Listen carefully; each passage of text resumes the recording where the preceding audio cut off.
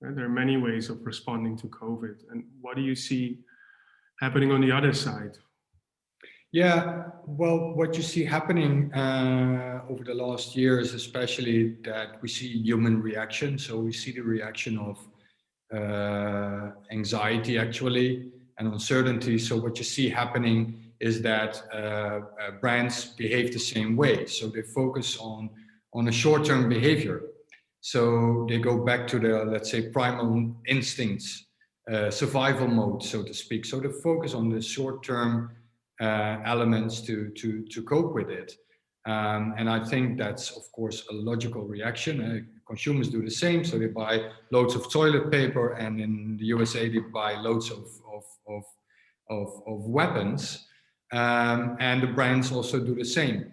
But as this is going on, it would be very wise to also focus on the bigger picture, also towards the long run. So to really try to understand what the effects are of COVID on human behavior, and look on that human behavior on how your brand could fit, or your marketing could fit with these changing or amplified needs of consumers.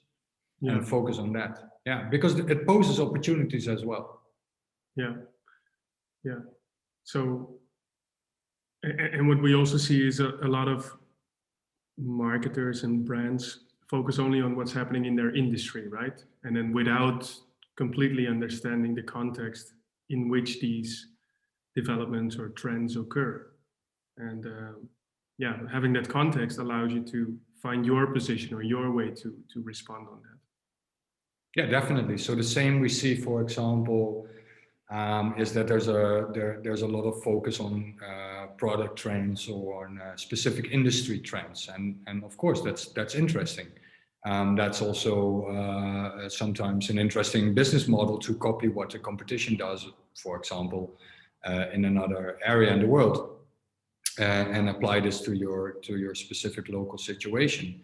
But the problem with these trends or these manifestations, they're manifestations of something which is much deeper.